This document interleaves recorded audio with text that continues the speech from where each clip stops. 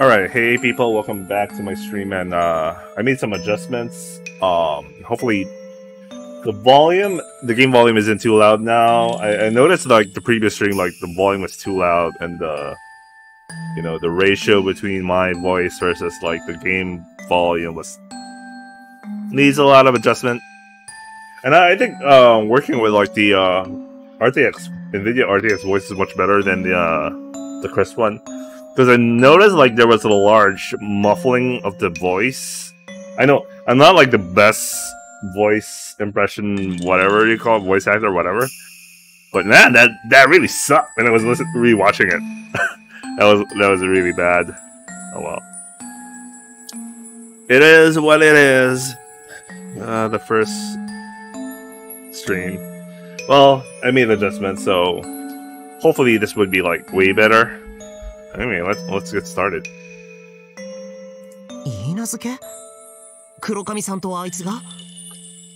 Wait, did I skip a lot of scenes before I saved? Anyway, they're talking about like Kurokami right now. Toei. Yeah, Toei. 亀沼のやつがすすだに引っ越してきたのは中1の時らしいんだけど、あんなクズのどこがお眼鏡にかなったやら。No, I feel like that's like a hostage situation. Yeah, no, there was a reason why he specifically mentioned the doll. Maybe he threatened Toei about like the doll. And for Toei, like the doll is everything for some reason that we have no idea why. But you know, probably the guy knows something about it, or it might. It could be simple threats, and Toei feels like she has to be forced to. But there was this line. I felt like it was a throwaway line, but the way they're talking about it feels like it's not a red herring.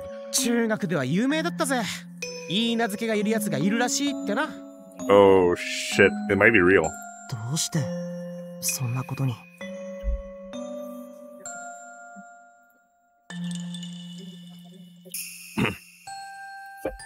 Shokame Numa had moved to Susuda only 4 years ago. On the other hand, the Kurokamis were a family who owned a lot of land in this region for generations. What could the two families possibly have in common? In contrast to the wealthy and famous Kurokamis, the Kame Numas barely had a penny to their name, to say nothing of the land. But by that autumn, Shokame Numa was already engaged to Toei. 何しろ多感なお年頃だからよ。学校中で話題になったぜ。あいつも最初はさぞや浮かれただろうね。でもすぐに黒髪さんがちょっと何のある子だと分かったみたいで。どうしてあいつは亀沼くんは許嫁を引き受けたんだろう。Could be a family thing. 噂が本当なら。黒髪さんの一目惚れなんだって。You just know something is wrong. 一目惚れ？どうしても婿養子になってほしいって黒髪家が拝み倒したんだってさ。その際にとんでもない金を積んだって噂だぜ。それで亀沼のやつグレイトに羽振りがいいらしいぜ。Toei Kurokami. She wasn't ordinary. That much was certain. It wasn't absurd to imagine her family going through great lengths to get her a husband. Still, though, that didn't explain why she chose a boy like that. Of all people. If they love one another, then there'll be no issue. But it hadn't looked that way to Suzumu at all. At the very least, Kamenuma treated her more like a pet than anything else. And it hadn't felt like Toei had any love for him either. Too late. Because Suzumu had been too late, she had been forced to accept this fate. It almost looked as though she resigned herself to that outcome, and suppressing her emotions. Had sworn obedience to Kamenuma as a result. じゃあな、また明日な。Natsuya waved goodbye to his friends in front of the deli in the shopping district. The shop's name was Atsuta's Piping Hot Deli. His family ran the place. Suzumu and Kiko waved back as they left. I'm just going to use her last name. I mean her nickname. 進む。しつこいと思うかもしれないけど、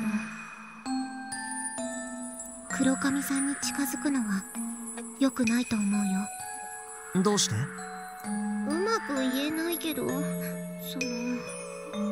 良くない感じがするの。そうかもしれないね。少なくとも彼女は遅すぎたにせよ、救いの手を求めていたのだけは間違いないと思う。進む。それが良くない感じの雰囲気になって感じられるんだと思うよ。進む。キコちゃん。私、もう一度警告するからね。進むは黒髪さんに近づかない方がいい。絶対に何か恐ろしいことが起こるから。どうしてそんなことがわかるの？私の第六感、すっごく当たるんだよ。Considering the opening scene, that was kind of fucked up. Yeah, I think I could trust her sixth sense on that, but something just doesn't feel right. ありがとう。用心するよ。用心しながら近づくよって意味でしょ。もう知らない。Chico struck out her tongue and slammed the door to her apartment. I walked into my own apartment and closed the door. Oh, there you go. Martial arts. My PC, I'm trying to remember the Japanese term for computer, but never mind. Let's just call it a PC. Pasacon. Oh yeah, there you go. Pasacon. Entering my own space, isolating myself from the outside world, filled me with an odd sense of lethargy. Sure, it was a relief to be home, but I also had the strangest feeling that my door was like a portal to another world. Though it was warm enough to make me sweat a little out there, it was cool in my room. Almost like the place was too big for me alone. I didn't know why, but I felt like I've been here on my own for a long time. 汗をかいたね。シャワーを浴びよう。 When I was alone, I tended to talk to myself to ward off the stillness of it all. Perhaps it was a bad habit of mine. I hung my school uniform up and entered the bathroom with a fresh pair of underwear in hand. The bathroom was humid when I went in, almost as though someone had only just finished bathing there. I picked up the scent of bat water. Had someone used my bat? Someone's scent is lingering amidst the heat. As it dawned upon me that I then recognized whose it was, I felt a twinge of unease. I slowly, yet gently, pushed open the door to the bath. And when I did, heat rushed out, along with a sickening body odor. In the bath was meat. No. It was probably a person. Something slovenly and obese. Bringing to mind a distended stomach bulging with fat and grease. Curly black body hair peeked between its swollen folds, filling me with disgust and repulsion. Blemishes and shaggy moles. Crimson scars from scratching sweaty itches too hard. Skin as hard as scabs outside the joints. Bruised blood vessels that wriggled like worms. An acrid stench, like sweat and candle wax that spread with the heat and clung to my nostrils. A blob of me like an especially disgusting middle-aged man was sitting right there. Middle-aged man's muss. All of a sudden, it quenched and twisted. I couldn't tell what it was its front and what it was its back, but it was clear it noticed me and was turning to face me.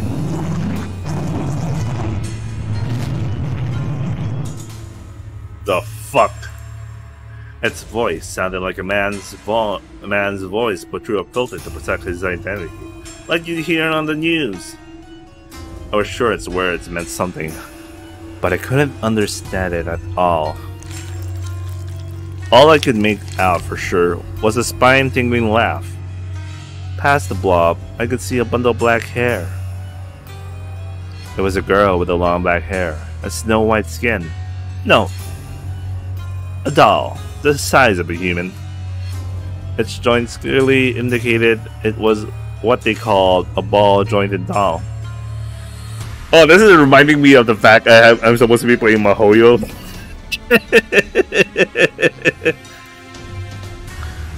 The blob held the doll as it turned around. When I saw the doll's face, I couldn't help but gasp. Because that was Kurokami's face. It wasn't the face of a doll modeled after Kurokami. Everything from head down was a doll, but the head itself wasn't. It was her face. Her head.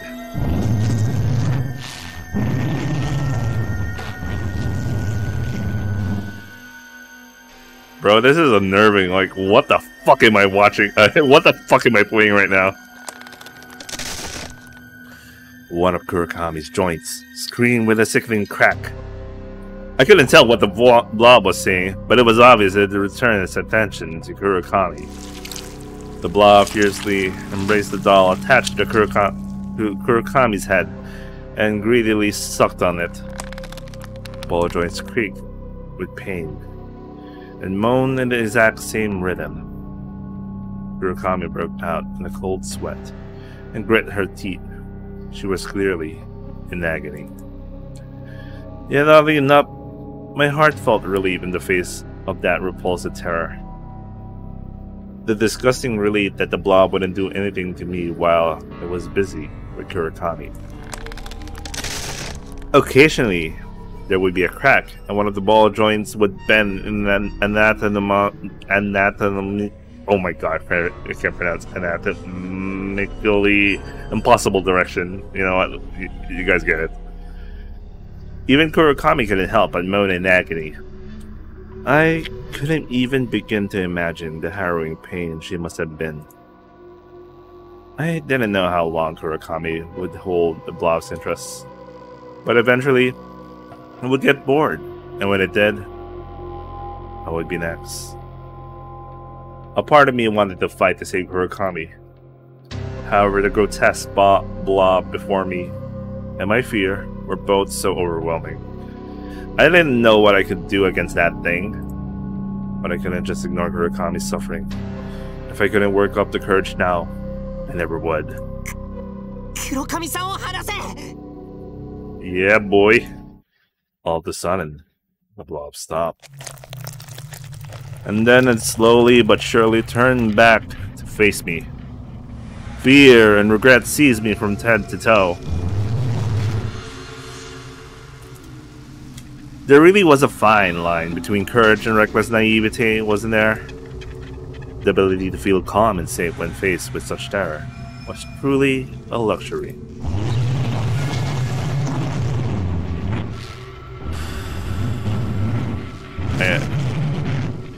I don't understand blob language, bro. The blob was surely laughing at me. Then stopped toying with Kurokami and tossed her into the hot water of the tub. Kurokami's body sank in the bath with a loud splash and vanished.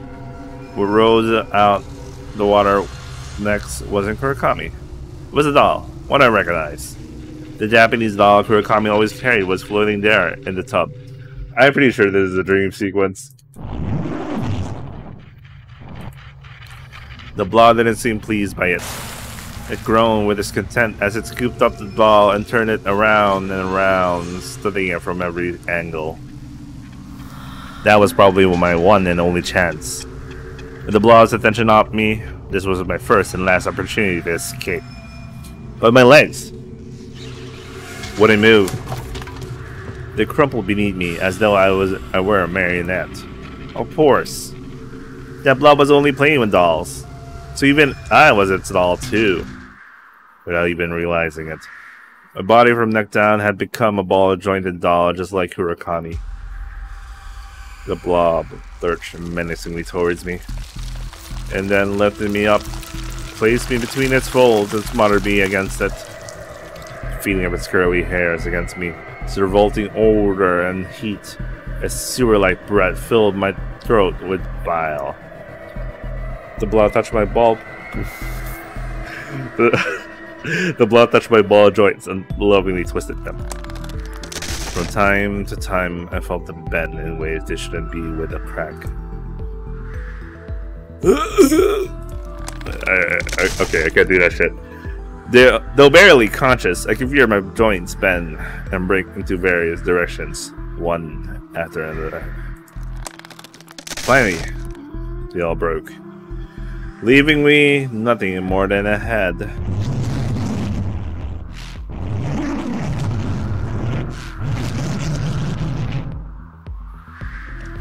The blob embraced my head, licked it with gooey substance oozing from its rotten breath. The stench was beyond repulsive. I feel like I was going to suffocate from all the nausea. Soon enough, the blob engulfed my head. Snapped. Man, that's a twisted dream. I slowly stand up in the dimly lit bathroom. It was dark around me. Apparently it was nighttime. How long had I been lying there?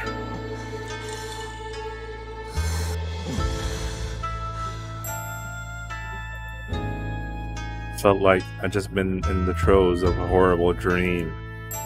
I exhaled heavily as if to drive out something disgusting that built up in my lungs. I could tell I had had an awful nightmare, but couldn't remember anything specific about it. That's just how it is. Nightmares are vivid when you have them, but vanish with barely a trace once you wake up.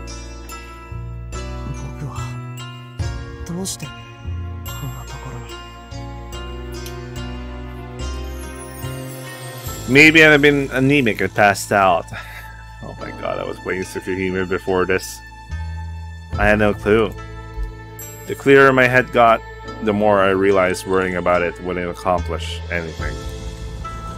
I shook my head and opened the door to the tub to start a bath. Traces of warmth lingered still. But there was no way anyone was here. That is creepy! My elbows, knees have been hurting ever since I woke up. I checked my elbows in the mirror to find a little red and swollen. Ow. That night, I had the strangest dream. It was of Kurakami, sitting alone in the world of falling black snow. The black snow landed on the shoulders of her white robes, staining her monochrome gradation. She looked lonely, so I tried approaching her. But no matter how much I walked, she didn't get any closer. A firm and cool, transparent wall was separating us. At the very least, I wanted to tell her that she wasn't alone. I kept pounding on the wall, shouting at the top of my lungs, but she didn't hear me at all. Upon closer inspection, I realized tears were streaming down Furakami's face. Black snow sullied her tear-stained cheeks, making it look like as though she was crying lines of black. She was facing my direction, but it didn't seem she could see me. Perhaps the wall was only transparent on my side. If that were true, then she was all by herself within the wall, the black snow burning her whole. Maybe my heart ached at the sight of her tears. Was it pity? Sympathy? No. It was a sense of duty, no question about it. A baseless sense of responsibility telling me that I had to save her. If I didn't, she'd be left alone in the world, doomed to be buried and fade away under the black snow. All the while shedding tears stained black by the suit. Even after I woke up, I just stared blankly at the ceiling for a while. This was the first time I remember a dream so clearly. なんでこんなにも僕の頭は黒髪さんでいっぱいに。 Oh, this is like Shiki and Arc. Never mind. I couldn't understand my own feelings. I wondered if maybe I was in love with her, but that definitely wasn't the case. I was an adolescent boy just like the rest. I knew the bittersweet taste of unrequited love. True, the fact that I couldn't get her out of my head was similar to that. But this was different. I just knew I had to help her. And there was no time left, not even a second. And as she said, it was too late. Even so, I had to help her. Why? I didn't know. But that emotion was filling my heart, and telling me I had to act as soon as possible.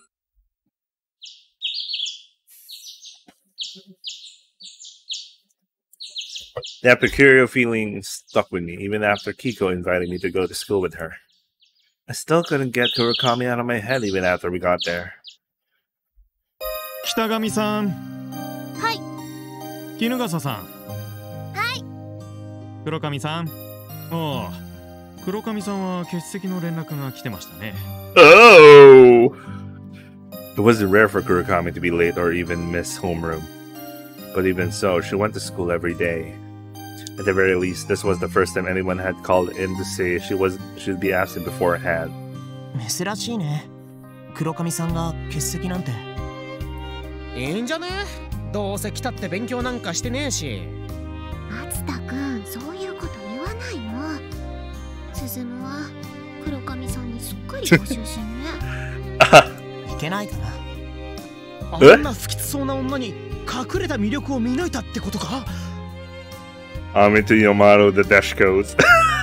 さすがやっぱりグレートな男だぜ Jesus Christ. もう好きにしたらいい。本当にどうなっても知らないから。ハルミヤ、嫉妬は見苦しいぜ。松田くんは引っ込んでて。そんなに黒髪さんに近づいちゃいけないの？知らない。好きにすれば。Oh, Kiko's bad. Jealous. 今にきっとなんかバッドなことが起こるからね。バッド。勝手に呪われちゃえ。大丈夫だよ。お清めなら毎日欠かさないからね。鈴む、その肘どうしたの？ I was getting a little sweaty, so I rolled up my sleeves. Kiko must have noticed my swollen elbow. どうしたんだろうね。寝違えちゃったのかな。痛くないの？やめてよ。触られるとちょっと痛いよ。I can imagine it. そっちの肘もかばってるようだけど。昨日の晩からなんとなく痛むんだよ。両肘と両膝が。呪いだ。大げさな。黒髪さんの呪いが移ったんだよ。もっとひどくなっても知らないよ。大丈夫だよ。放課後になってもまだ痛んだら病院で見てもらうから。どっちかっていうとお祓いだと思うよ。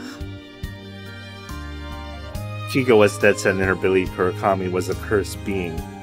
I guess it was just girls have a thing for the cult, probably. And if all the girls believed that, none of them would help Kurakami. So it really was all up to me.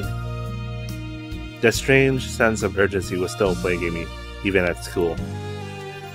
I once again wondered if I was in love with her. And yet again, I came to the conclusion.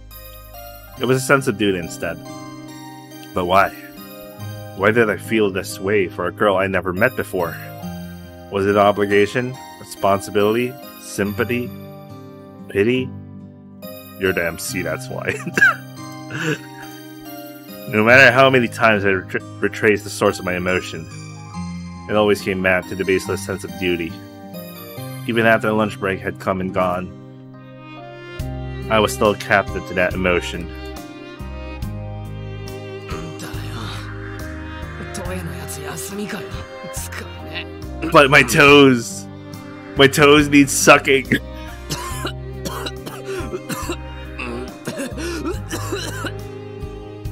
Shou-chan, 大丈夫?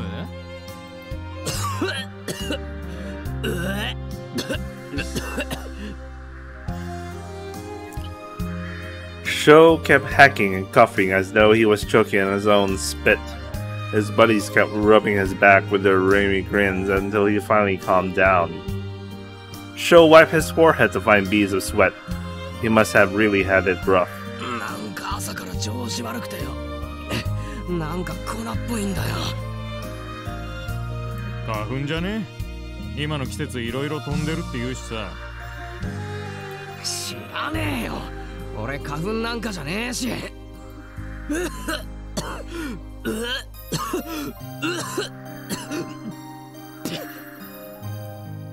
Sho spat in disgust and cupped up phlegm.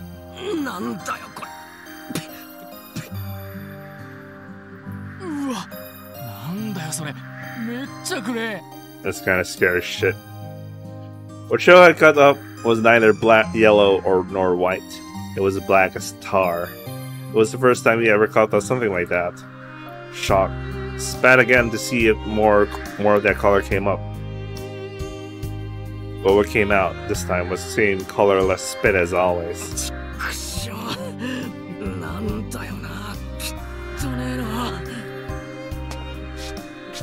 He stomped furiously on it.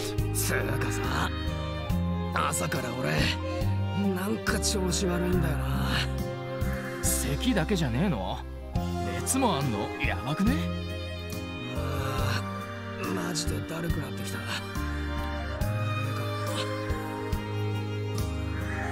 あんな気持ち悪い女に足なんか舐めさせてっから呪われてんだよ。 Well, that was a freaking weird hobby. The delinquents laughed crudely, but Sho heard none of that. He was feeling terribly. He was feeling terrible at the moment. 先生に言って午後老けたら。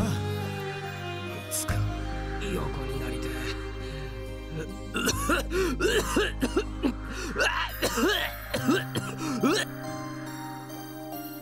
ちょっぴりだけお熱があるよね。うっせえ。俺は平熱が低いんだよ。ちょっと横になってみて。2の C だったかしら。先生に連絡しておくわね。マジうぜえよこの席。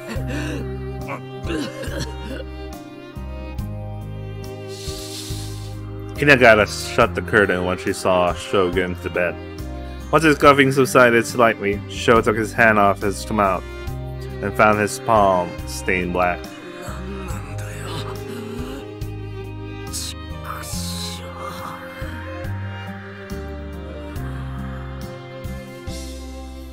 Though the infirmary bed wasn't all that comfortable, Sho drifted off to sleep, as though his consciousness had been swallowed whole.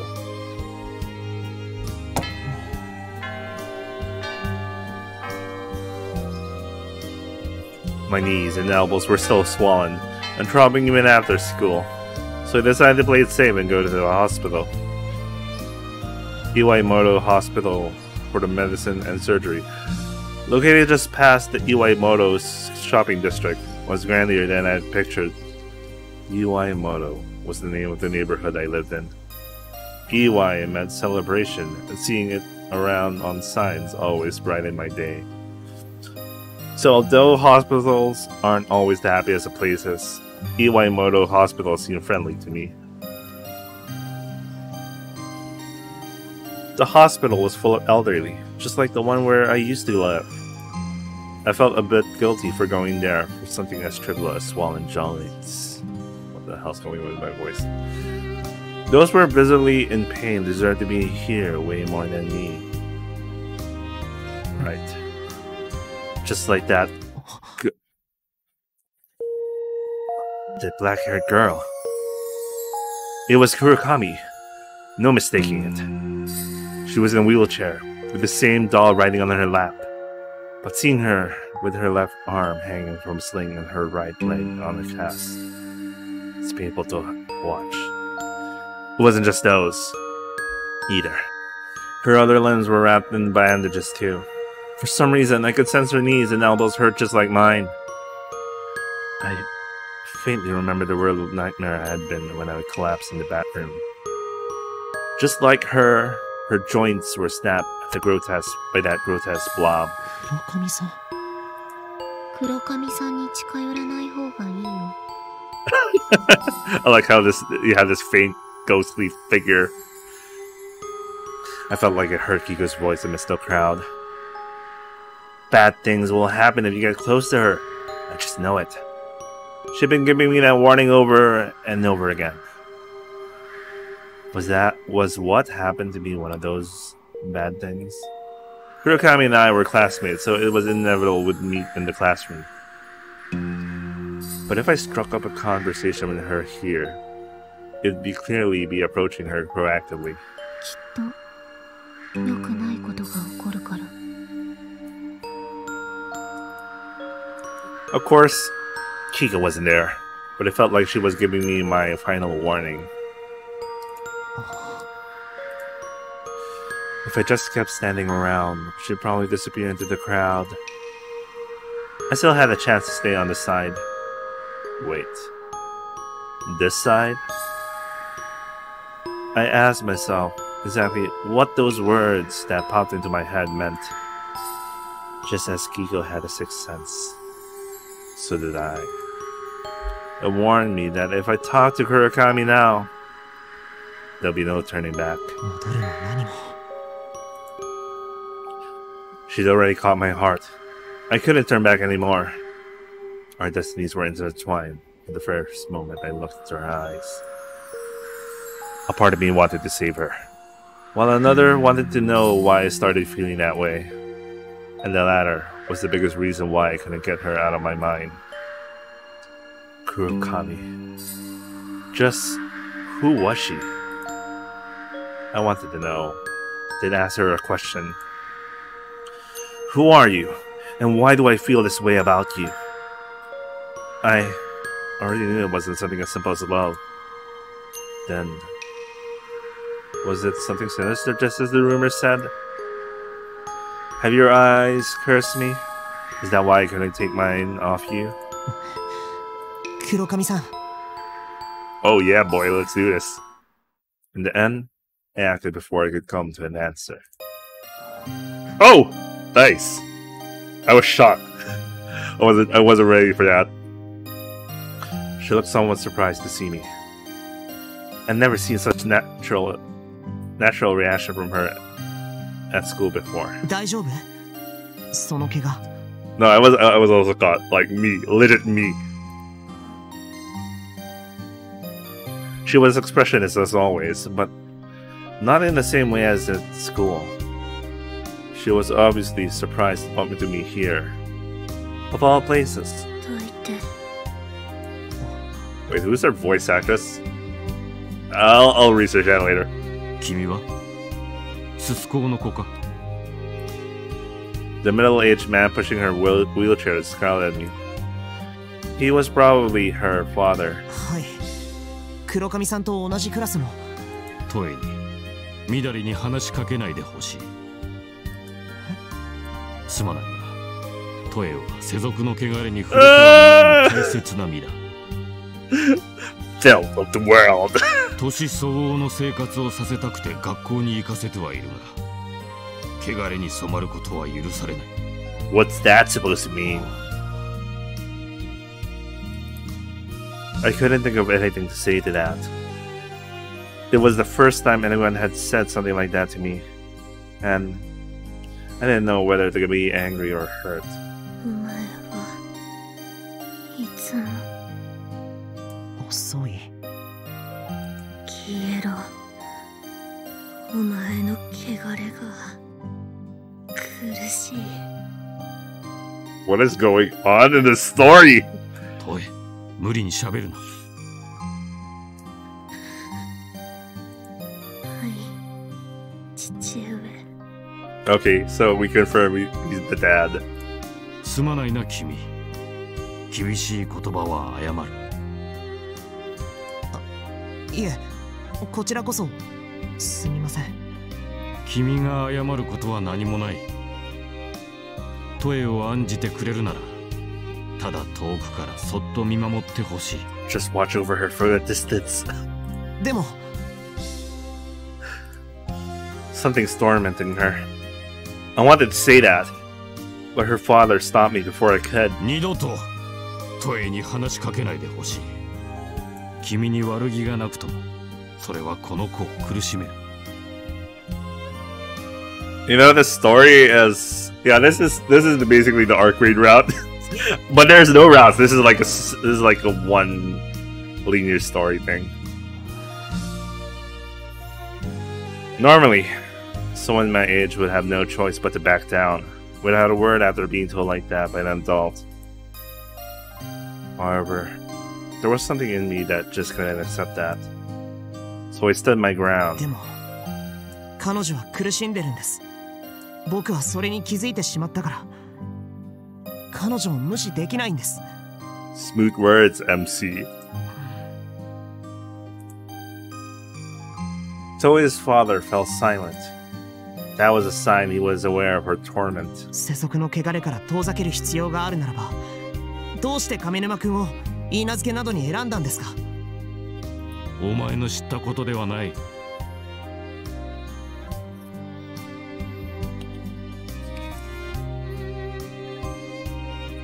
黒髪さんが心から選んだ男性だなんて、僕には到底信じられません。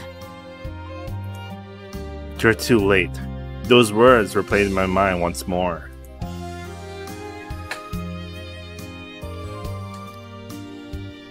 Sorry, I'm trying to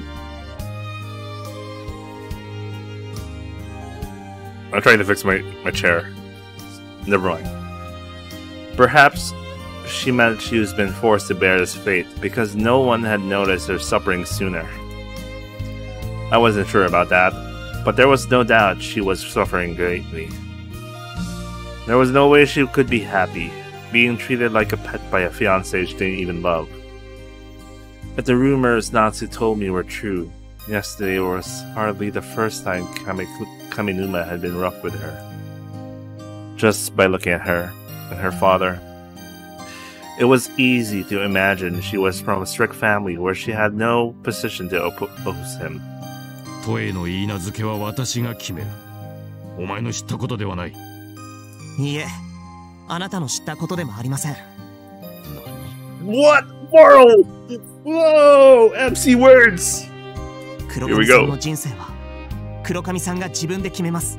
Which is right anyway, but those are... I heard these cliche lines a lot in my age.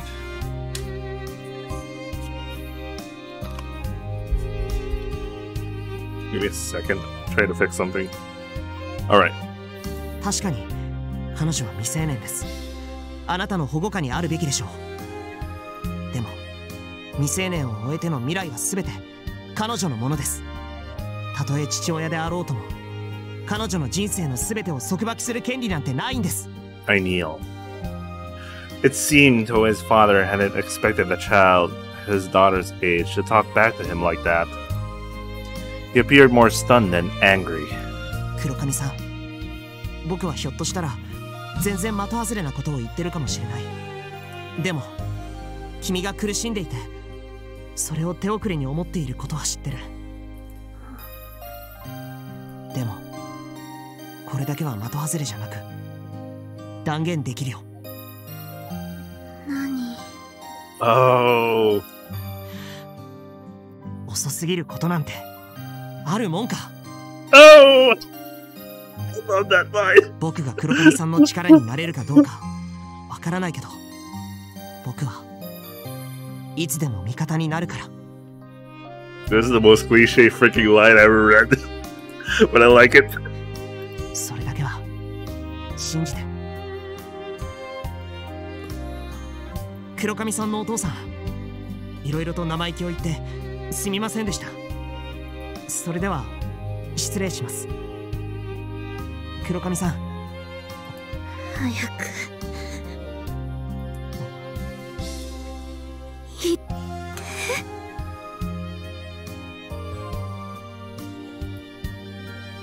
Murakami hung her head, biting her bottom lip. I didn't know what she was feeling, but my words had definitely gotten to her. And I believed that I would save her, or at least serve as the spark of her salvation. Ooh! Savior complex here! Savior complex! 君とはもう話したくない。道を開けてくれ。すみません。行くぞ、トエ。はい。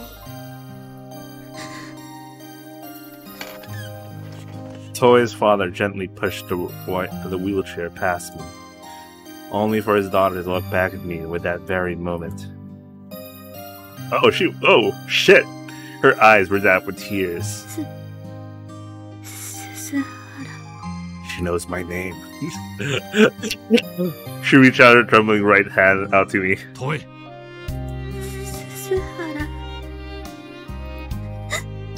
Yeah, this is the arc read route. The look in her moist eyes implored me to at least take her hand.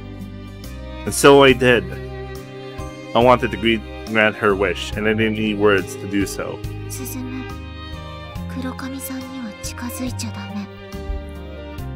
No, childhood friend, I don't care about your words. Why wouldn't I, Kiko? She needs help. So why shouldn't I? That moment our hands touched, time itself seemed to grind to a halt. The world was frozen in place, almost like the TV known as life had suddenly broke.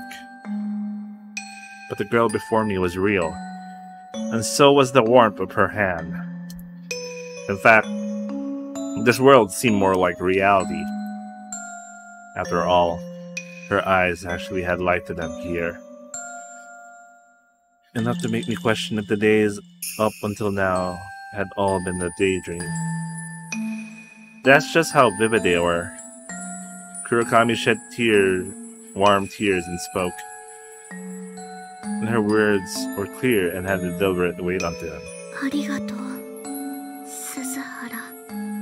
こちらこそありがとう。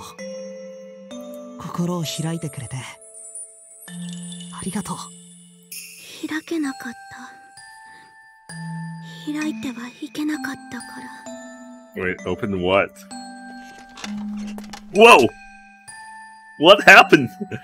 What happened, son? Kurokami stood up, staggering on her encased foot. She walked over to me until our chests were practically touching and looked up at me. お前がいけないんだから。お前が泣いてもいいって。 When did I say that? I really like the self-insert right now, but I'm like, wait, when did this happen? ちゃんと聞こえていたんだね。 Wait, what the hell? Was this an earlier line? Did I miss out on that? What the hell? Wait, what? I hadn't said it aloud, but it had reached her. 私泣くからな。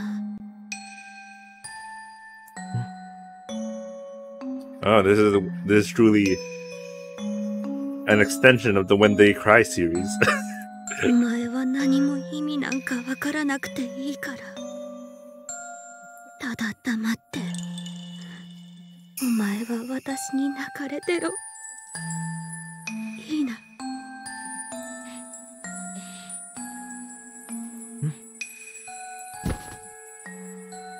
With that word, she gently plunged into my arms. And as she softly clawed at my chest, she burst into tears. I said nothing and let her sob. 遅すぎる。遅すぎる。 I have no idea what the fuck is going on. どれくらい遅すぎたのかな。 10年遅い。 What? What is this? What is this? We were actually childhood friends, and come on, let's do this. いや、100年遅い。1000年遅い。 Is this some sort of Izanagi You know what? Fuck it. I don't care anymore. 本当にごめんね。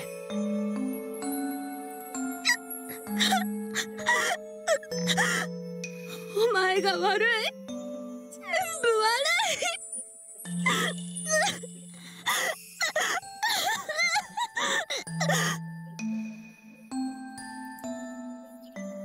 I didn't understand the word she was saying, but I figured allowing her to let it all out would help. She screamed and poured her heart until she finally calmed down. But then, I finally noticed the abnormality of the situation. For a hospital lobby full of people, it was too quiet. Almost like the place was closed. Though there were still many people there. It gave no signs of life apart from Kurakami. I couldn't even hear any of them breathing. Furthermore, the lobby that had been so bright and clean was all but enveloped in darkness. Darkness! Like it was after visiting hours, where the emergency and night lights served as the only illumination. And since when was it nighttime? Everything outside was dark. Like the windows and glass doors had been painted over with ink. It wasn't ordinary darkness either. No matter how late it was, there should have been many street lights shining brightly. Yet, there wasn't a single trace of their light. When had we been brought to this place? これはまた取り込まれたか。 Oh shit, son! What the hell is going on? また Yurakami's face was still stricken with tears, but she'd already regained her composure. Strangely enough, she didn't seem the least a bit perturbed by this this ominous scene. 気にしなくていい。気にしなくていい。ああ、無視していればそのうち終わる。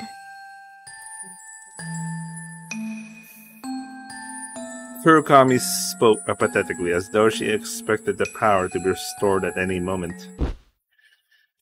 She found this empty space on the nearly full sofa and sat down. 座りなさいよ。 Bro, what the hell is happening in this story? 突っ立っていられるとこっちまで疲れてくる。I'm full of fuck right now. Though there were many sofas lying around in this lobby, they were all packed. I was unable to find a seat and was at a loss what to do when Kurokami noticed my plight. おう、気が利かなくてごめんなさい。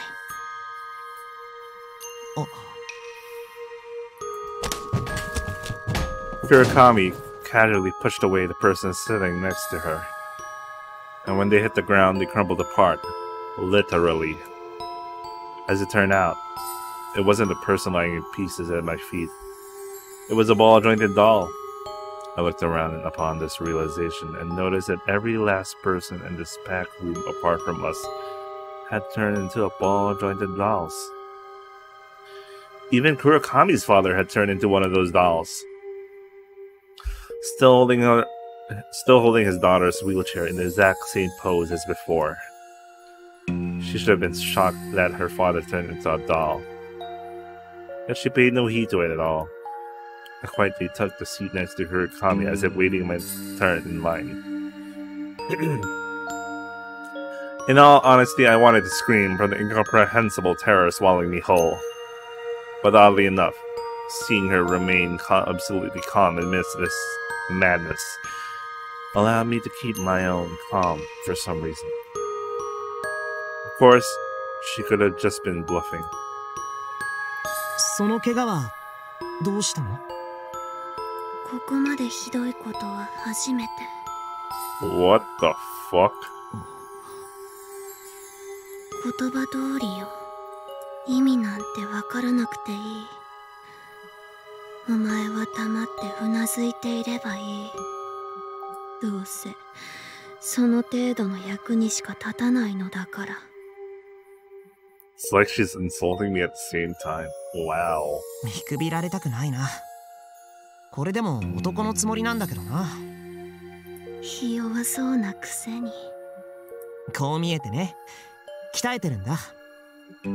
家が武道の道場をやっててね、小さい頃からずっと修行させられてた。喧嘩の自信はないけど、腕相撲なら大人が相手でも負ける気はしないかな。意外。力自慢とは。自慢じゃないよ。冷静に自分の力を理解してるだけだよ。謙虚が過ぎるのはかえって嫌味になることもあると思ってる。どんな修行を？ Oh, I love this conversation. They're actually talking normally now. 木に藁を巻いて拳で打ったりとか。うちの道場は聖剣好きしかやらないんだよ。Oh shit, I have to remember Mahoyo and punching a werewolf. Never mind.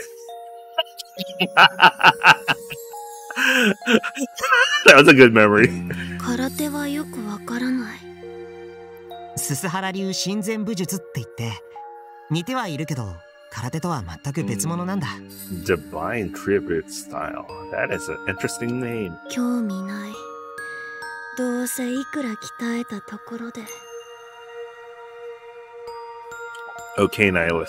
お前に打ち砕けるものなど。何を打ち砕いてほしいの？黒髪さんが何かを打ち砕いてほしいと思ってる。それは分かったから教えてくれないかい？君は遅すぎると言っているけれど、ひょっとしたら僕には間に合うことかもしれないよ。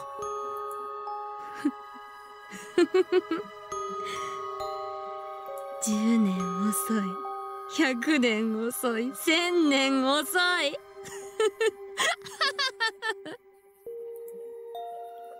Her laughter was not of delight, but a resignation. 無駄だ。無駄。やってみなきゃわからないよ。お前は藁を巻いた木を打つと言った。その木をお前は拳で倒すことができるというのか？その気持ちで打っているけどね。木ごときで遅れを取るひ弱に頼れることなどない。拳でどうこうできる問題じゃないってことだよね。そろそろ話してくれてもいいんじゃないかな。話すだけなら何も黒髪さんは失うことなんてないと思うけどな。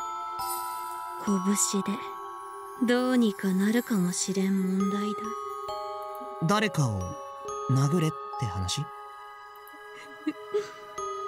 木を倒すよりは簡単そうだけどな。木すら倒せぬお前に聖堂の壁が打ち破れるか？聖堂、厚さは？さあ、お前の拳の幅くらいはあるかもな。さすがに無理だよ。そんな厚さの合金の壁を破るなんて拳じゃなくて大砲の出番だと思うな。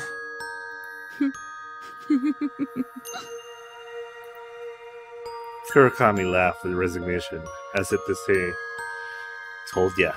でも黒髪さんがそれを打ち破られることで救われるなら。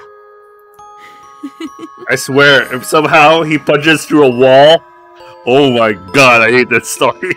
僕はもっと修行を積んで。I cannot. My brain cannot process what I'm reading. いつか必ずそれを僕の拳で打ち破ってみせると約束するよ。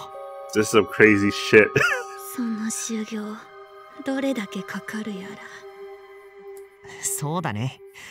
その意味では確かに黒髪さんの言う通りだね。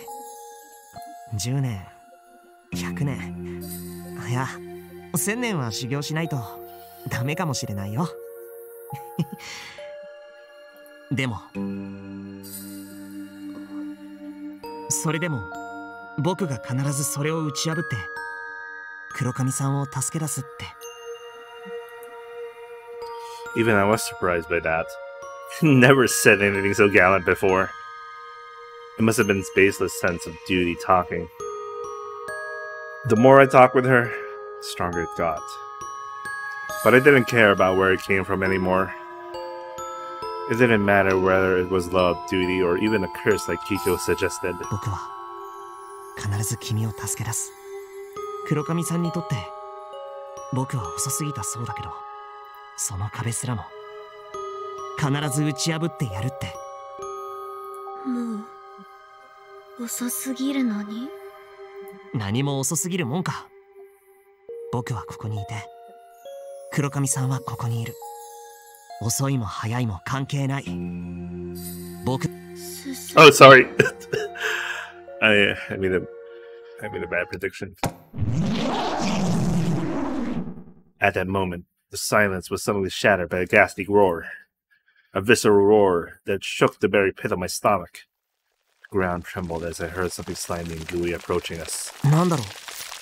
ちょっと見てくるよ。楽なものじゃない。 She was probably right.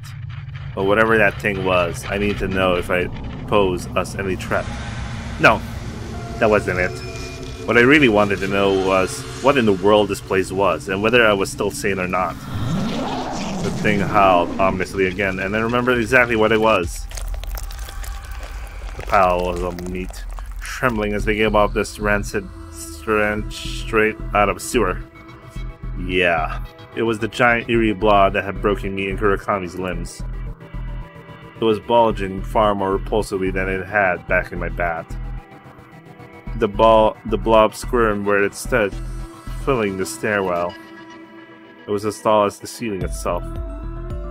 Despite that, it pulsated as slowly but surely pushed its way down the stairs.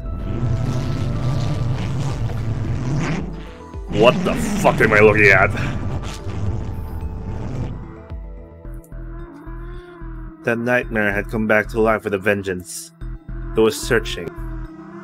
That blob was searching for us. It was struggling to fit through the stairwell. It wouldn't be long until it got through. And once it did, there was nothing to stop it. The lobby ceiling was too high to impede it. I had to run.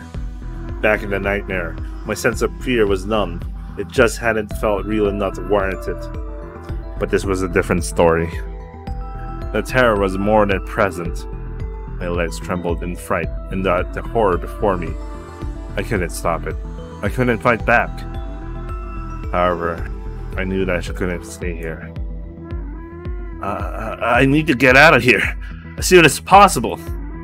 No, wait. Not just me. I had to take Kurakami with me. The Neku. 黒髪さんは覚えてない。悪夢の中であいつにその手足を折られたんだよ。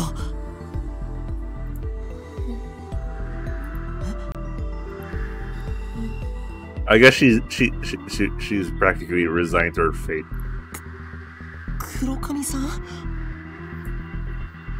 We've been having a normal conversation just a minute ago, but now it was like she turned into a different radio station. Kurakami's eyes were dull and devoid of life. Oh my god! Considering it came from Tsukihime and the last route was Kohaku's, so... とにかくここにいちゃまずい。逃げよう。 Yeah, I guess this guy is a Shiki and this is like a Kohaku person. This is not good for me. This was bad. She didn't understand what was happening here. She was spacing out just like in class every day. But I couldn't ignore her. The blob would never pass off a toy like her. ごめんね。ちょっと痛いかもしれないよ。 Grab her arm, tried to lift her up. When I did, her cast caught on the doll sitting next to her and we lost our balance. Oh damn, that hurts. I caught her in my arms and fell to the floor on my back. ごめん、痛くなかった。 That was a stupid question. She was in no state to communicate after all. But at that moment, I thought that the faintest hint of light returned to her eyes. What the hell? This is like some ominously creepy CG. What is going on? Kurakami was lying on top of me, her face just a hair's breadth away from my ears, my eyes and eyes and nose. Why do I say ears? Kurokami-san. Wait, what the hell are they gonna do? Wait, what the hell? This is what? Is she going to kiss the guy? Her sweet breath tickled my nose, and she kissed me right on the lips. She tried prying open my lips with her warm tongue, which squirmed alluringly. Kurokami-san.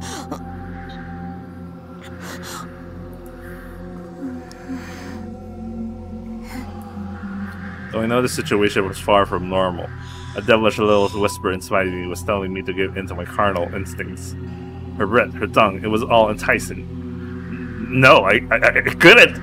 This wasn't the time for this, but I...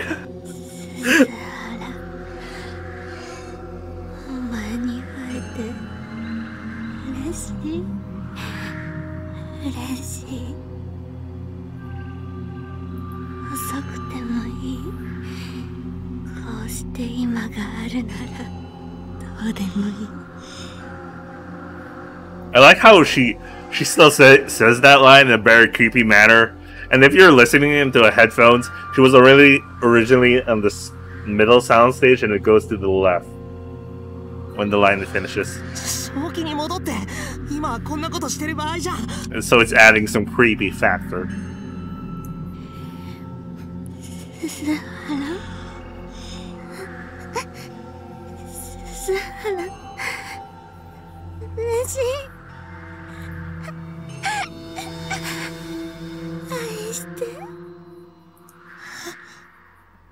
Wait, this virtual novel doesn't have HDs, right? Because I have to censor the shit if it does. It doesn't, right? I don't think it does. I didn't see like an R18 shit.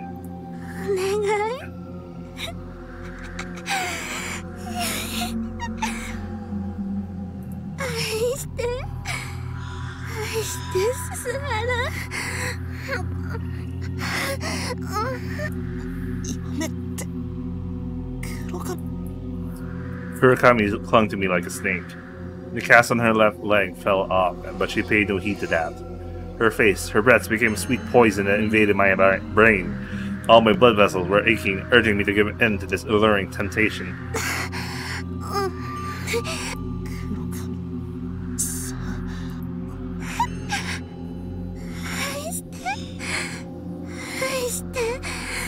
You know, this is uncomfortable in a creepy kind of thing.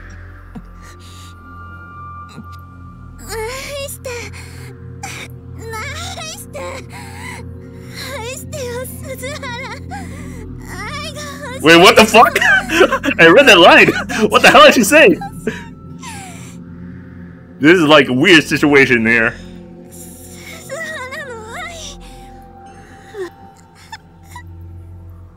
I felt like a fly caught in a spider's web. Kurakami preyed on me as she moaned about love. My veins were throbbing with anticipation for pleasure yet to come. I couldn't fight back the desire screaming at me to give in to her.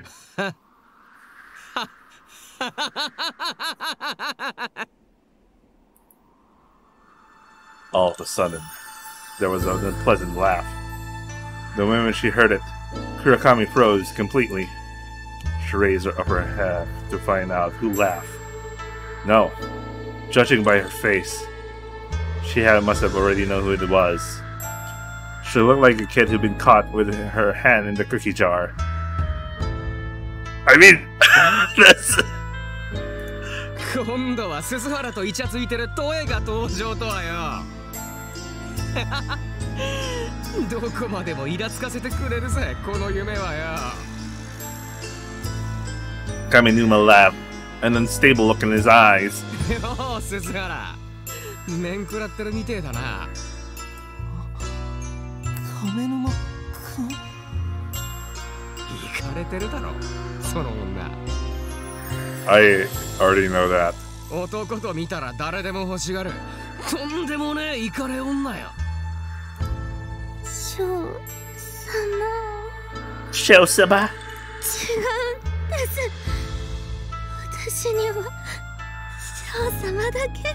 I feel like the only reason why she's like that is she's in a desperate situation kind of thing. 男なら誰でもいいくせによ。てめえは女じゃねえ。犬だ。メスなんだよ。Maybe there was some truth to what he said. After all, Kurakami was clinging to Kame Numa's leg like a dog, and she kept coming back no matter how many times he kicked her. That pitiful sight was exactly like watching a dog begging its master for scraps. 翔様の愛をお恵みください。ついさっきまで鈴原に同じことを言ってたんだOh! ろ。なあ鈴原、そうなんだろ。そうなんだよな。 I couldn't think of anything else to say to that. The whole thing had lost all sense of reality, resembling something straight out of a nightmare. Yes, that had to be it. This was all some horrible dream, wasn't it? The continuation of the nightmare had back in the bathroom. As soon as I realized it, the whole scenery seemed to erupt violently. 翔様じゃないとダメなんです。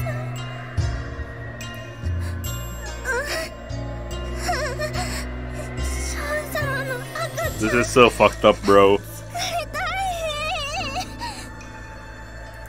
うるせえメス犬。誰彼構わず浴場しやがって。犬なら犬らしくキャンキャン吠えろ。人間様の言葉で喋るんじゃねえ。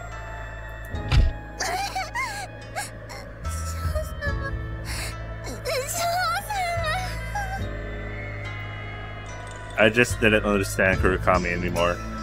I thought I did just a little while ago, but that was all just part of the nightmare? Slimy, grotesque blob had showed itself. It finally made it down the stairs and it was heading right our way. The blob had terrified me just a minute ago, but that all suddenly seemed worlds away. Right. Because this was all a dream. Bad dream. That's all. 今度はなんだ？ブヨブヨした化け物の登場かよ。これならさっきの女幽霊みたいなやつの方が多少はマシだぜ。Wait, what the fuck? That ghost lady from before? This is gonna get more shittier than I expected. It seemed Kane Numa was already fully aware of this nightmare. He wasn't fazed by the creepy giant blob in slightest. Rather, he was downright amused by its bizarre appearance. Kurakami was now completely focused on him. She moaned obscenely as she kept clinging to his leg. The more I saw that, the stupider I felt for being scared in this situation.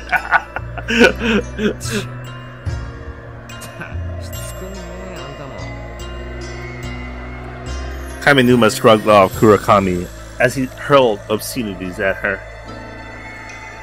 I raised my head to see who he was talking to, and realized a sinister shadow had appeared unnoticed.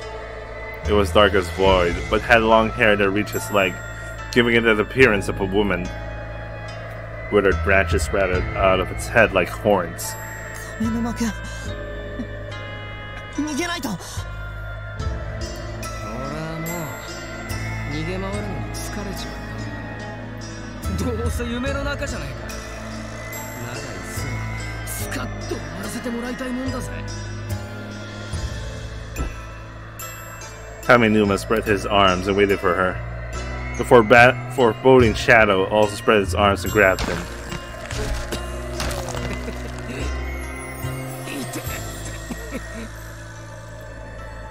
Kamenuma tried to act tough, but the pain won over in the end.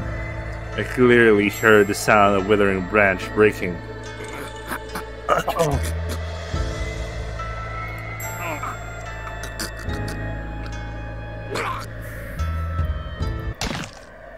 A moment later, Kamenuma's upper half snapped like a decayed tree, collapsed backwards with a visceral splash.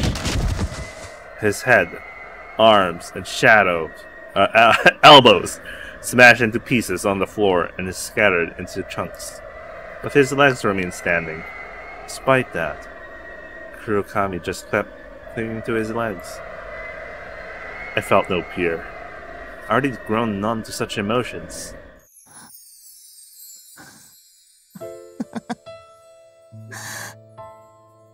Is my character going insane? Well, I'm also going insane. All I could do is laugh. I couldn't think of any other way to express what I was feeling.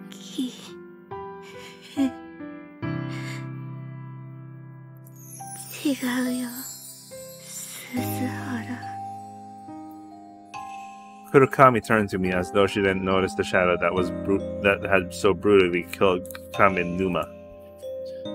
It seemed she already lost interest in the shattered pieces that used to be him. The change in her behavior was far more terrifying than the monster.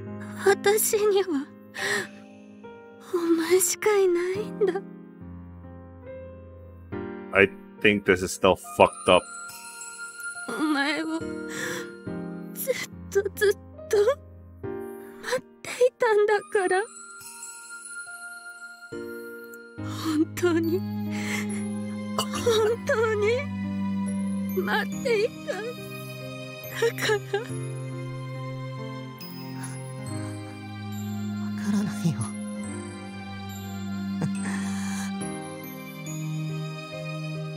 Bro, this is some fucked up shit. What the hell am I watching? I want to take a short break because I have no idea what I'm doing.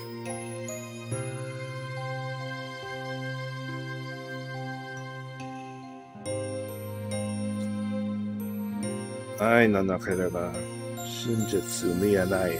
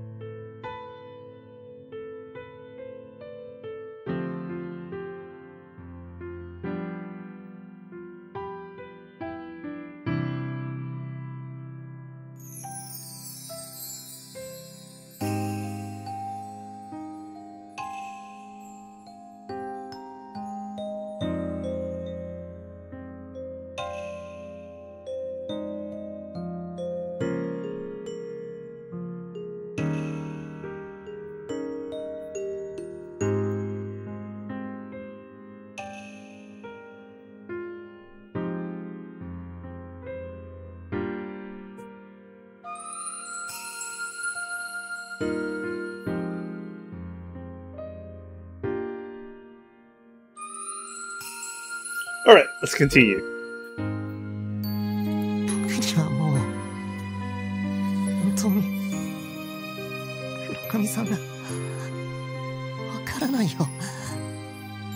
Maybe I should stretch.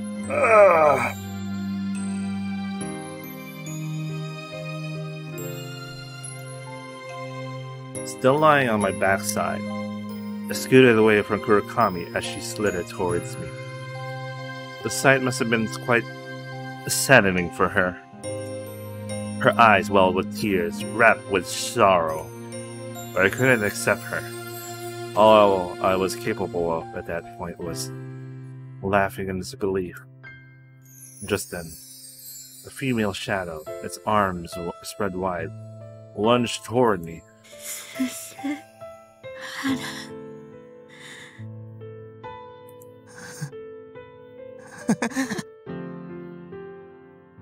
Yeah, I'm shocked as fuck. I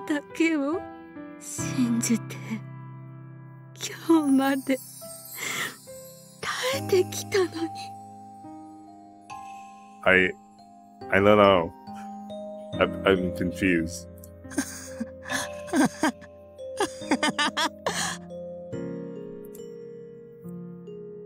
Her suggestive words were all nonsense.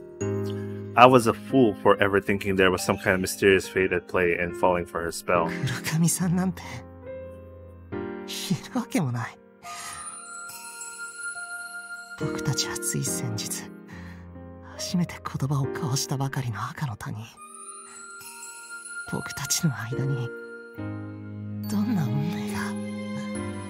絆があったって言うんだ。ない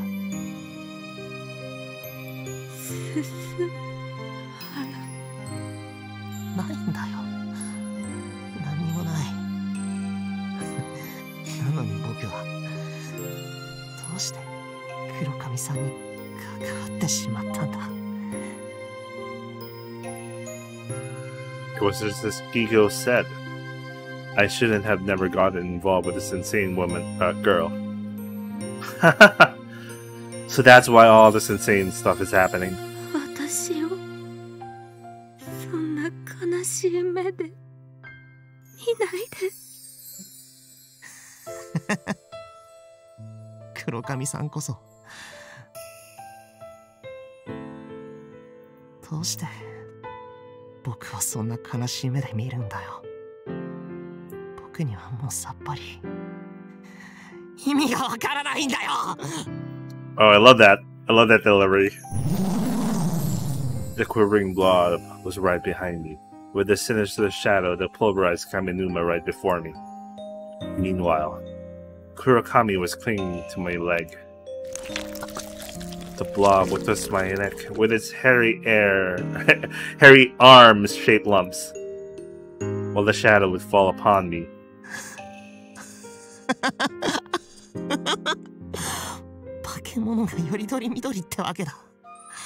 Wait, what is this reference? I don't even know what. I don't know these two, so I couldn't even like connect. Excuse me. Which would kill me? The blob? The shadow? No. It was definitely Kurokami. Just then, the shadow and the blob started fighting over me. Kurokami kept blabbing her nonsense as she glazed seductively at me. All I could do was laughing dryly, as if it was the funniest thing in the world.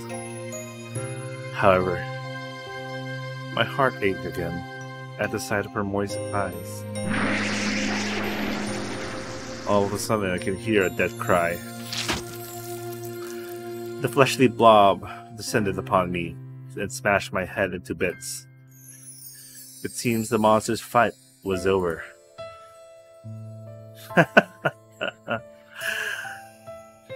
I felt just like Kanenuma. This was all a repulsive nightmare anyway, so I wanted it to end as soon as possible.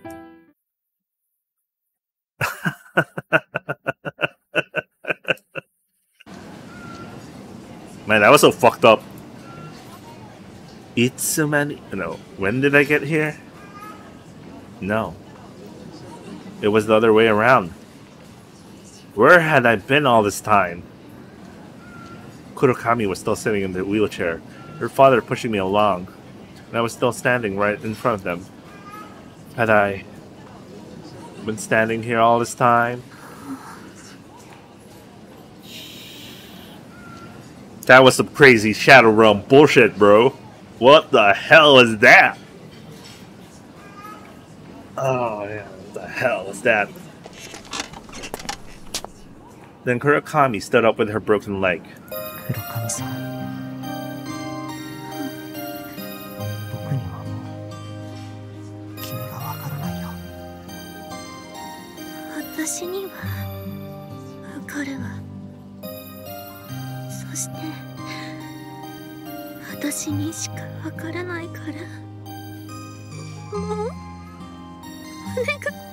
My shoulders hurt.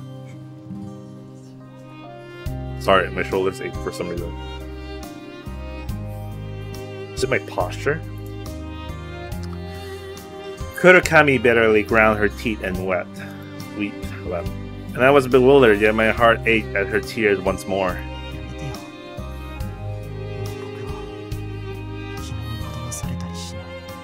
You can't use it. I am immune from your thought behavior.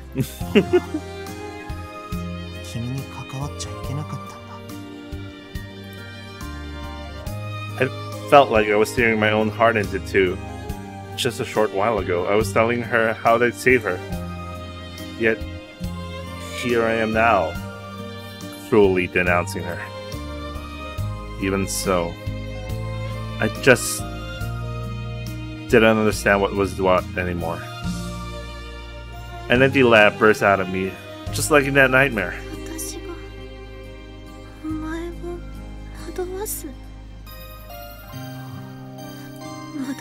のはお前の方。いや、こんなせい耐えられない。 Oh shit! I don't like this. 黒髪さん。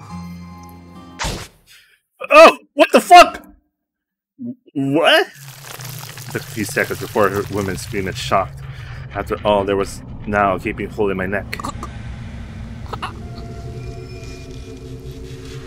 My empty laugh no longer exited my mouth. It just leaked baffledly out of the new hole in my neck. Bro. トイ父上、お許しください。トイはもうこんなせいに耐えられません。もう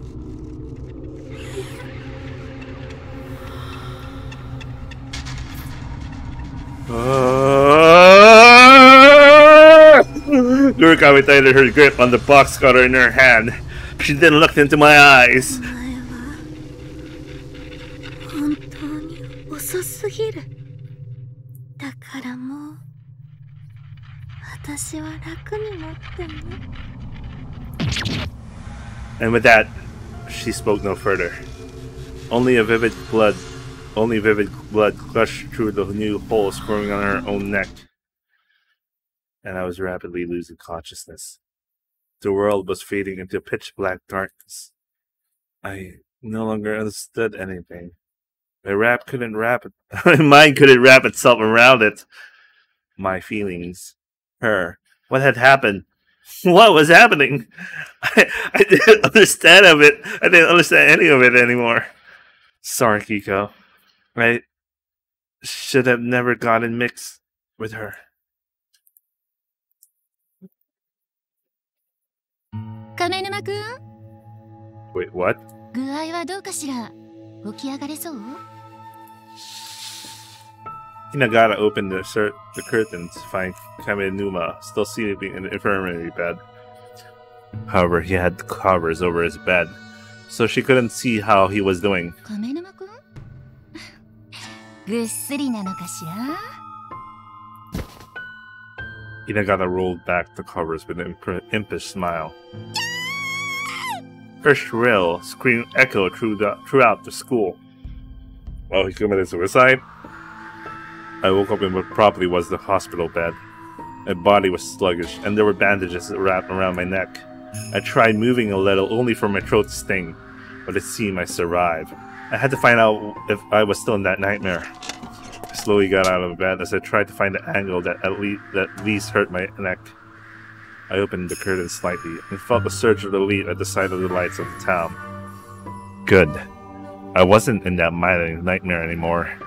There was no girl clinging to my leg, no disgusting blobs roaring, and no sinister shadows to be seen. That was, without a doubt, the real world. Wait. The real world? I saw orange flickers in the night outside. Those flickers rose up into the pitch black sky, one after another like fireworks. They were like dragons. I saw dragons painted in flames rising up all over the town. It was an unimaginably beautiful sight straight out of a fairy tale. Dreamlike scenery not out of this world. This world was a dream. And it wasn't just me this time. The whole world had been sucked into a nightmare. The blazing dragons turned into tornadoes and spun up into the heavens. The scorching hellfire tore up both the night sky and the veneer of reality that covered the world and burned them away. The world was burning to ashes. And so would this place before long.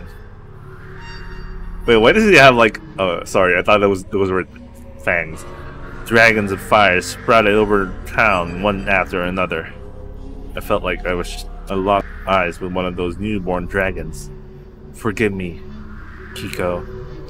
I should have listened to you.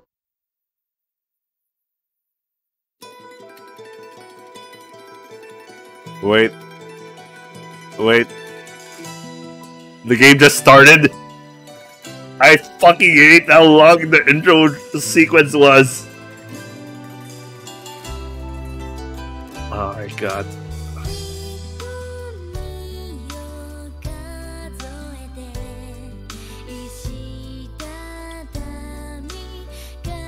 Yeah! Our man!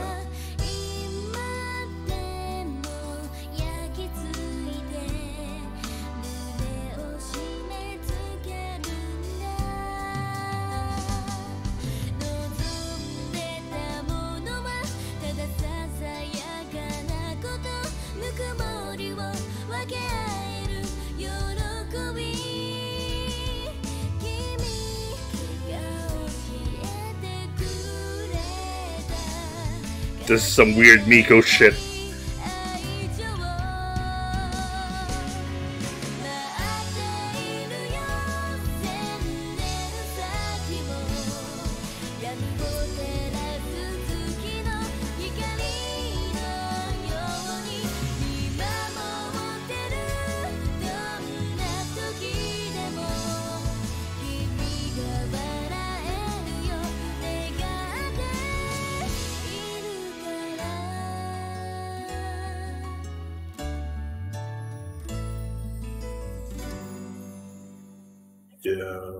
What's up with that? Symbolism.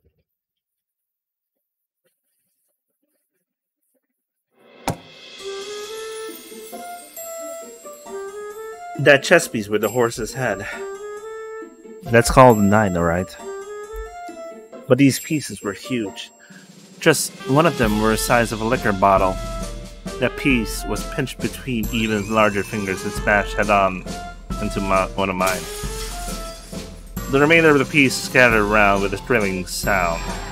The audience of Kar's soldiers cheered.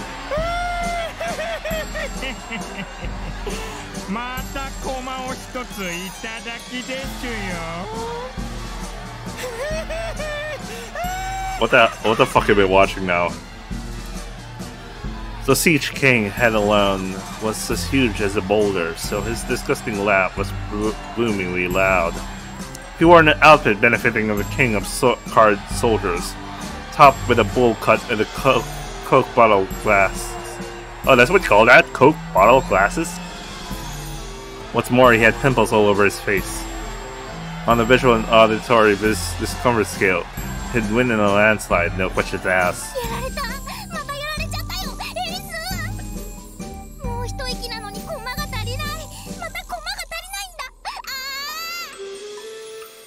Mr. Rabbit jerked his head helplessly.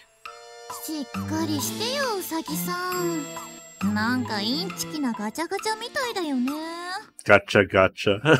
Rig slot machine. I love that translation. Gotcha was rig all this time.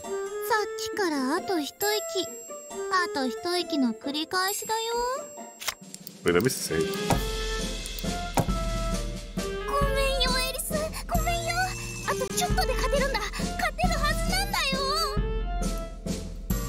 There was a gargantuan chessboard between us and the Siege King. On it were a mix of what appeared to be red-black chess pieces. But that was in fact Siege, a game similar but completely different from chess. I had no idea what the rules were. You know how knights have a very specific movement pattern in chess? Yeah, that was all out of the window of Siege. The whole thing made no sense. Like, you could move one square if a black cat jumped out, or you could hide behind another piece if a thrush chirped. Even though I was the player, I had no choice but to leave my fate in the hands of this rabbit who knew the rules.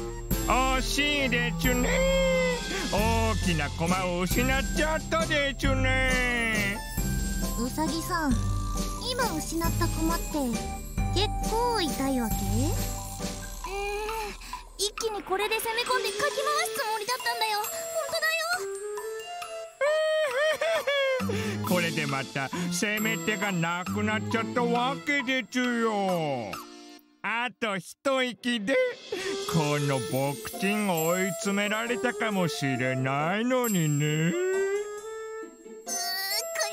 いよ。今の駒がなくなっちゃった。そんな大事な大駒をぼんやりしてるから取られちゃうんだよ。まだまだそちらにも置ける駒はあるでちゅよ。ゲームが面白くなるのはこれからなのでちゅ。参ったな。もう仕方ないな。もうほんとこれっきりだからね。エリス、ありがとう。助かるよ。 Alice. Some parts of Siege resemble Shogi. Much like that game, you can add new pieces to the board. The card soldiers cheered with joy when they learned I decided to add new pieces. まあ問題は新しい駒を作るのがちょいと面倒なだけなんだけどね。でもエリスは強いから助かるよ。僕にもっと勇気があったら。まあまあいいっていいって。そこはこのエリス姫に任せといて。A trolley with tools showed up and the audience cheered again. Boy, they were sure don't pull any punches, huh? The card soldier's trolley contained an assortment of sickening torture tools whose purpose I didn't want to imagine. 今度はどんな駒が追加されちゃうですか？あんまり強い駒だと困っちゃうでちゅ。うさぎさん、マジで次はチェックメイトをお願いね。そのつもりだよ。大駒を揃えて一気にチェックメイトしてやるんだ。大駒を揃えてって今度はどんな駒がどのくらいいるわけ？頼みにくいんだけど。どーんと来なさいな。ミノベ県王国はこのエリス姫様が守るんだからね。頼もしいお姫様でちゅよ。ますます好きになったでちゅ。きっとこの国を手に入れてボクチンの新しい家族に迎えてあげるでちゅ。ウギー、マジでパス。ウサギさん、マジで強い駒よろしくさ。それで何の駒がいるんだって？ The rabbit fidgeted apologetically. How many hours of it? 1 hour and 30 minutes. Maybe, okay, maybe that's why I'm like. 左手の手首、あと右手の指を4本ももらえればきっと。本当にそれだけ？それだけで駒が足りるの？できればあと左目の駒も欲しいんだよ。あれがあればきっともう一コマサービスしちゃうからさ。今度こそ絶対決めてよ。ありがとうエリス。じゃあ上の前歯を3本と奥歯を2本でもう一つコマを。へいへい、好きにしてちょうだいな。ありがとうエリス。これで勝てるよ。今度こそ絶対に勝てる。これは困ったでちゅよ。とんでもない大駒がたくさん来るのでちゅよ。これじゃボクチン負けちゃうでちゅ。あんたのニキビ面を二度と見なくて済むなら乙女の指だの腕だの歯だのちょろいもんよ。そこまで嫌われてるなんてボクチン心苦しいでちゅ。ごめんねエリス、本当にごめんね。なるべく痛くないようにやるからね。 And with that apology, Mr. Rabbit picked up the torture tool similar to a giant pair of nail clippers and approached me. The animated audience suddenly fell silent as they gulped and watched. When I thought about it, the main attraction of this game, no, the show, was less the match itself and more the adding of new pieces. After all, even the Siege King was watching me with far more excitement than when he took away any of the pieces of the board. Wasn't he intending to make me part of his family? At this rate, my whole body would become siege pieces before that ever happened, wouldn't it? じゃあ左手の小指から行くからね。ごめんねエリス。ごめんねごめんね。謝んなくていいから。次こそ絶対にチェックメイトをよろしく。Mr. Rabbit placed the finger clippers made for the sole purpose of cleaving a left pinky above my left hand. Why was there such a large audience so quiet?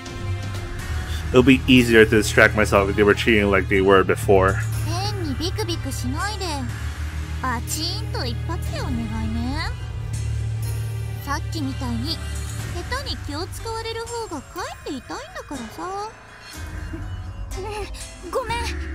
今度はもっと痛くないようにする。Mr. Rabbit pulled the tip of the razor-sharp blade against the last finger I had on my left hand.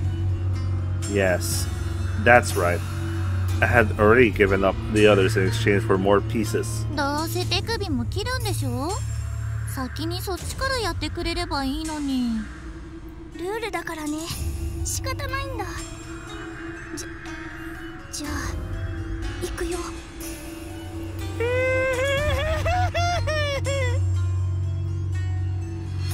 I'd be damned if I give that pimple-faced bastard in the audience anything to rejoice over. Don't acknowledge it. Don't acknowledge it. せーの。Well, fuck my left pinky. そういうの言わないでいいから。無言でザクッと来てちょうだい。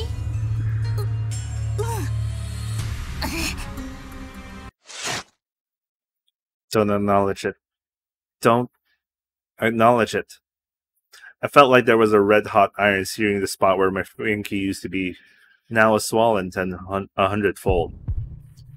Swelling heart ached, in sync with the rapid beating of my heart. But no, I couldn't acknowledge it. I couldn't bear it if I did. I simply stared off into space as I bit my upper lip, my eyes widening. Then I concentrated solely on the thought that I was nothing more than a statue. 次は左手首ね。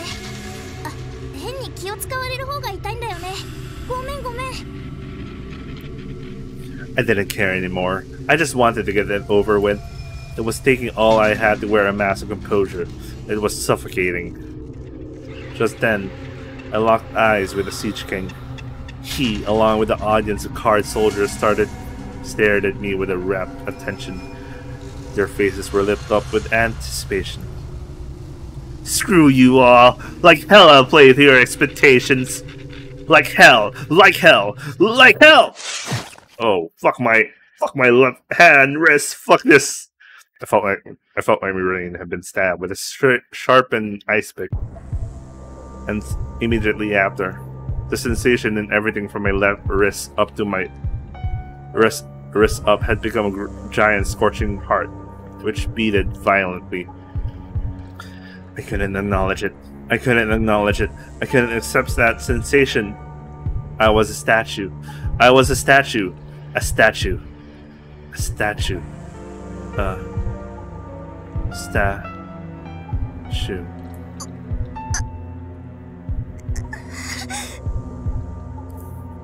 Fought back everything building in my throat. If I released it, that meant I would have acknowledged it. But despite all my efforts, I whimpered anyway. 何か言った？言った？ Maybe I should take a break.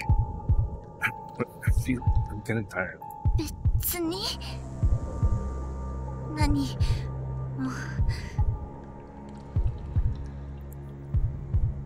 I put on my bravest face I could muster. It couldn't hide the beads of cold sweat sweeping down my face. Even so, I couldn't acknowledge it. I couldn't acknowledge it. I would never give the damn audience what they wanted. 次は右手の指4本だから。大丈夫？大丈夫？なんか使うなって。言ってんで。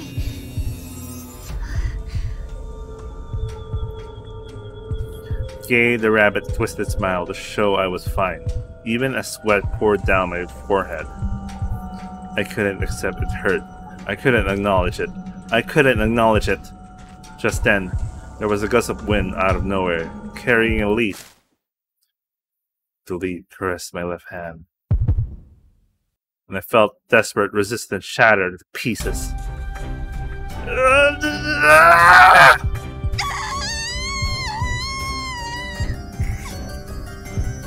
I unleashed a scream of agony from deep within. It was too late. Now that I acknowledge it, it was too late. A gushing sensation I've been ignoring from the stump that used to be my left hand assaulted me. It felt like a fire hose. It reached my brain, and with that, I lost the willpower to hold back my screams. Audience immediately burst into a tumultuous uproar with laughter. The sight spun around like a whirlpool and swallowed me up. I couldn't let it take my sanity. Just then I felt a cold metal press against my right hand. Mr. Rabbit had just finished setting up the horrific metallic device that would rip off my fingers. 行くよ。 God damn it, Mr. Rabbit. 無理。無理無理無理無理。絶対無理。でも、あと右手の指を4本と左目と上の前歯3本と。 Oh my god, your left. もらわない Oh my god. なんか揃わないよ。無理無理無理だってば。無理無理無理無理。ごめんねエリス。この国を守るためだよ。許して。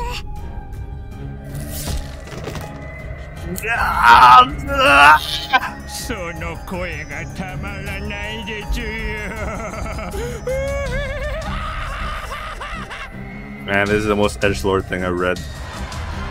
The card soldier audience surged in a wave of ecstasy and excitement. Pimpleface was also rolling around with laughter, but Mr. Rabbit's display of consideration was just annoying to me. 大丈夫大丈夫。痛いよね痛いよね。ごめんねごめんね。あと左目と歯だよ。どっちからにする？ What does it matter? It's all the same. Why did you take my place for a change, huh? さあ次は目でちか前歯でちか奥歯でちか。さあさあ皆さんはどっちがいいですか？左目だ。目目目目。 Oh, that sucks. 前歯前歯。奥歯もギリギリ引き抜いて。どっちからにするの？エリスが決めてくれなきゃわかんないよ。 I couldn't acknowledge pain. I wouldn't be these bastards' entertainment. じゃあ目からお願いしちゃうかな。 What is this fucked up thing I'm watching now? そうすりゃあんたの汚い抜きび面半分見なくて済むからね。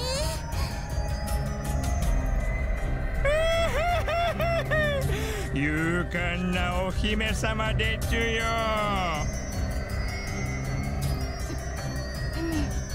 わかったよエリス。痛くないように一瞬で済ませるからね。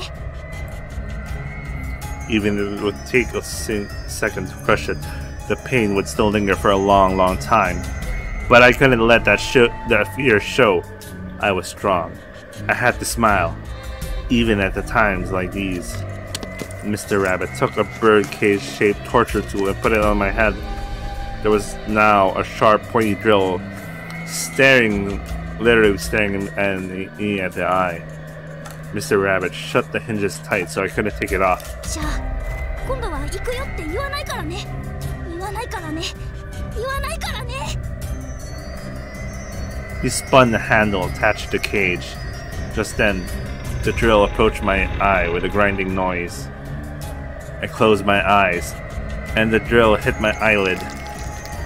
The drill shrieked as it pierced right through it. However, my smile never broke. I had to smile, or I'd lose. That was my belief. Just then, all of that suddenly receded. I heard someone calling me. Who? Who was it? Whoever it was, I could tell that their calls had ended this nightmare. But this was the first time that ever happened. 大丈夫ですか？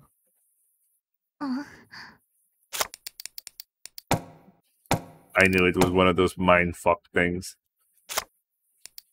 You know what? I'll take a break for a moment. I think I'm kind of sort of tired. I'll give myself a few minutes break, maybe 10. I'll be right back.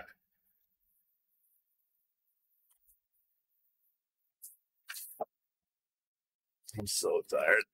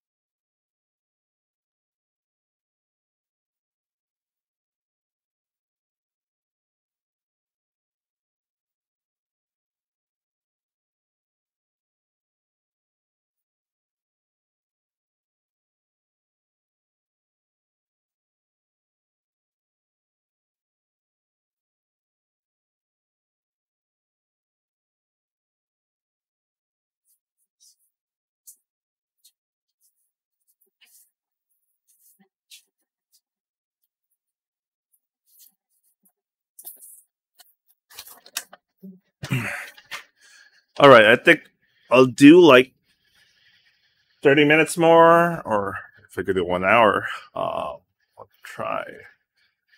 It's getting so tired.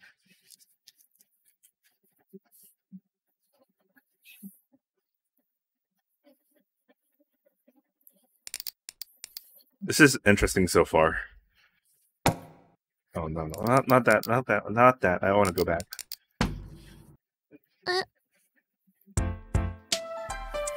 There was a boy in front of me. He wasn't in my class. This complete stranger had been the one calling out to me. おいらのこと？ひどく具合が悪そうに見えたので大丈夫かなって。I didn't know him, but the purity in his eyes conveyed his sincerity. If he hadn't said anything, I'd probably be continuing to suffer in my nightmare. Still, though I felt like today's dream had been particularly horrible. What's up with this town and dreams?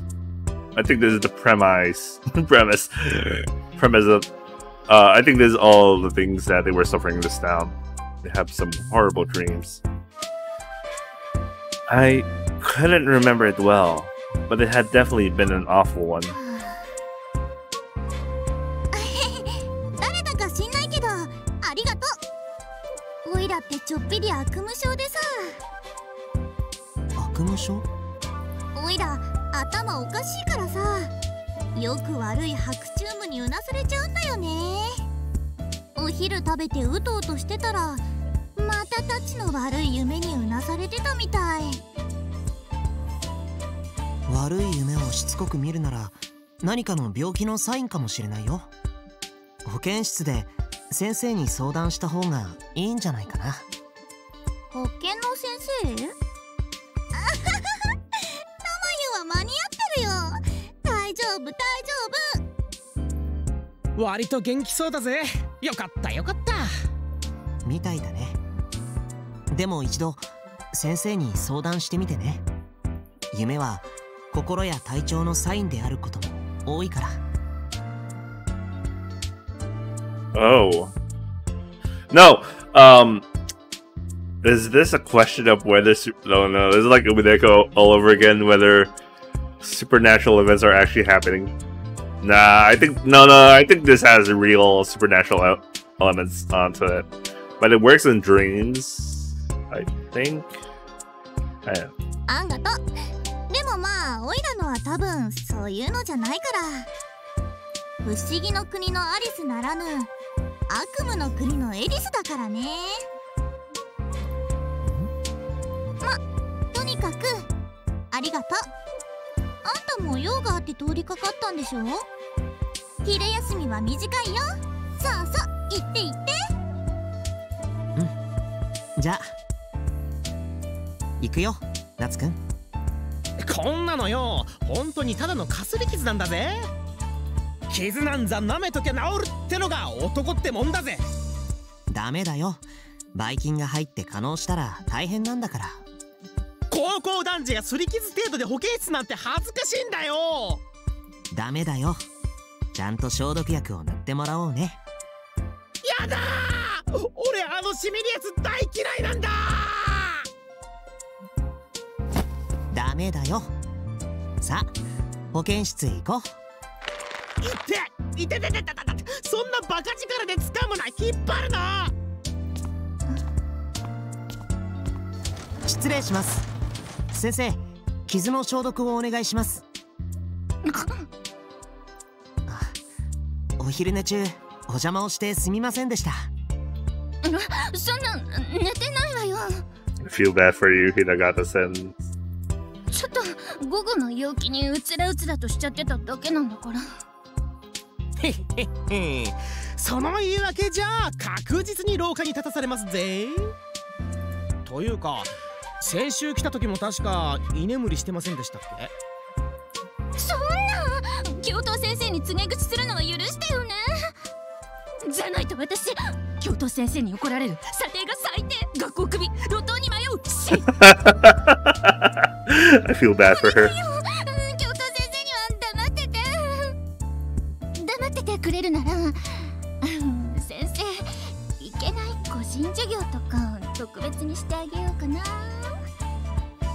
I won't fall for your tricks, Todd.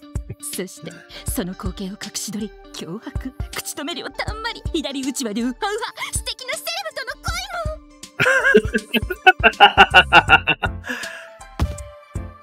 も鈴原先生にいきなり腹パンかよ。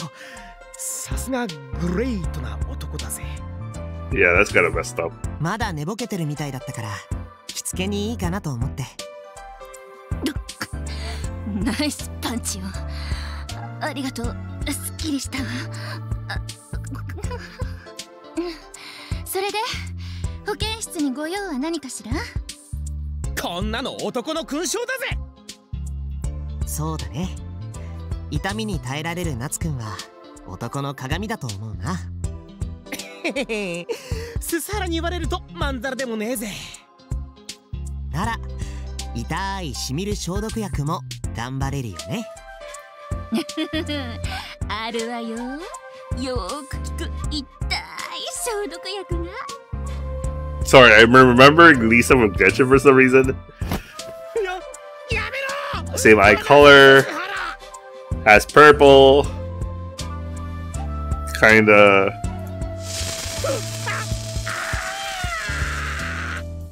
I like that exaggeration. はい、これでよし。よかったね。これで怪我も綺麗に治ると思うよ。それ以上に頑張って耐えた夏くんがかっこいいと思ったよ。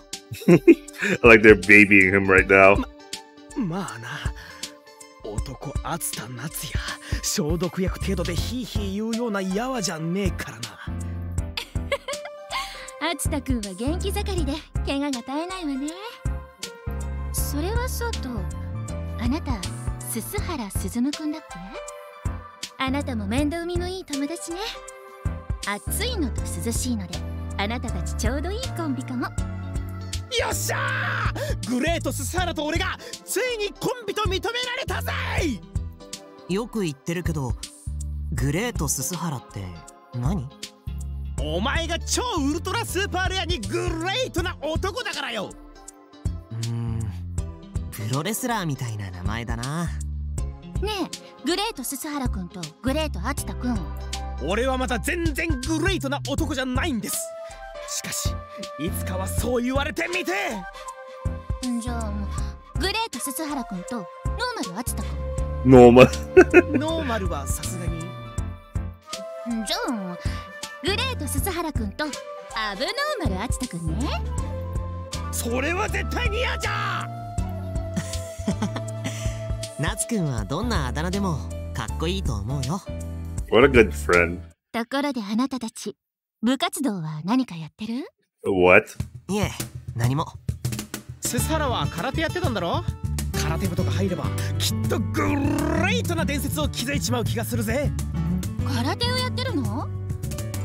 結構立派な拳をしてるとは思ってたけど。ちょっと違うんですけど、まあ家で自主練をしてます。それはとても忙しい？毎日夕方は欠かさずに。さすがだぜ。やはりそのグレートな力は日々の鍛錬から生み出されていたんだな。でもちょっとくらいは時間が取れない？何かの部活の勧誘ですか？察しがいいわね。私が顧問をしているとある部にぜひ参加してみない？ Club would be. 決して怪しい部活じゃないのよ。ちゃんと学校公認だし、部活の都合の合う時だけ参加してくれてもいいの。休日の活動もあるけれど、たまにだけよ。休日がなくなるのは嫌だな。たまによ。せいぜい月に一度くらいかしらね。何の部活ですか？よくぞ聞いてくれました。Oh. その名もズバリシャチホコ部。LCS. What? シャチホコ？ What? What does that mean? 鈴間？熱田くんまで。キコちゃんもシャチホコ部だったんだね。知らなかったよ。Wait, what the hell does LCSC mean? もったいぶらずに教えてくださいよ先生。何なんすかシャチホコブって。すんげえグレートな響きを感じるっすよ。正式名称は社会地域奉仕貢献部っていうの。